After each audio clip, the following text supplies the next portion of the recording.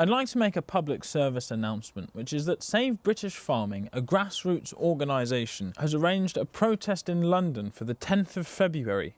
I am affiliated with this group, so I can tell you that it looks to be a very good day. We are cooperating fully with the police. We've organised a stage, a screen, some important people to address the crowd, and even some music, I believe. We've got some really good media and comms people on side, so we're going to start scaling up our message to the public. So please do come down and join us on foot if you're further from London.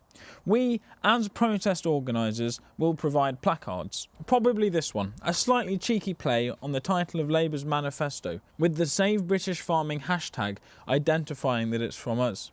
There are other groups claiming that they are organising the trip to Westminster on the 10th of February, and I assure you they are not. Please be very wary of holding placards that have any hashtag on them other than Save British Farming. Some of these groups are led by people who are not farmers, who have affiliations with previous campaigns that have involved criminal damage. If we are going to win this campaign, we must make sure that we keep our hands very clean. So take a Save British Farming placard provided by the funds you lot have generously donated to the GoFundMe, or if in doubt, bring your own placard and speak for yourself. That aside, welcome back everybody. I have another vintage film today because I have been very busy doing non-YouTube things this week. It's a wartime film about the social and spiritual benefits of the countryside to the city people. It's about the green belt around London. But like most things we discuss on this channel, it's about the importance of the countryside to city people. The countryside is somewhere they must escape to every once in a while to clear their heads and their lungs and touch some grass.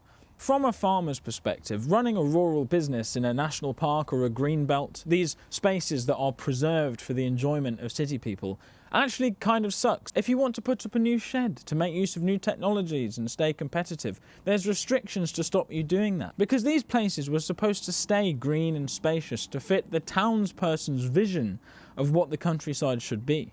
As always, let me know what you think, and I'll be back next week when we might have a look at the government's new land use strategy. It just doesn't stop.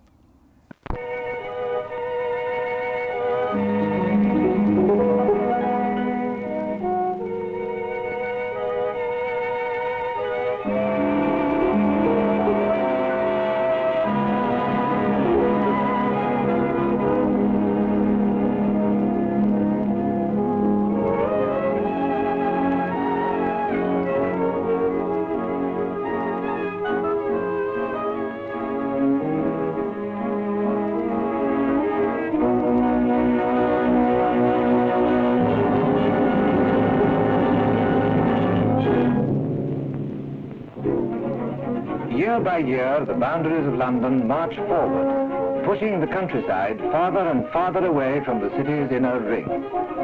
Those who are wise get on a bus and leave behind once in a while their homes in the long, stony avenues of suburbia, or in the giant blocks of flats, or near grime of dockside and railside. Leave the city's smell and smoke and noise. Leave the teeming, jostling thoroughfares, some scarred and mutilated by war, or the streets of quiet suburbia. Leave the rush and racket of London to rest jaded minds and jangled nerves in the quiet health of England's countryside. Thanks to the preservation in perpetuity of a belt of open space around the city, Londoners have miles of parks and commons, woodlands and hillsides, farmland and fenland for recreation and for rest. Here, summer skies and open country call to the town dweller to come away for a holiday.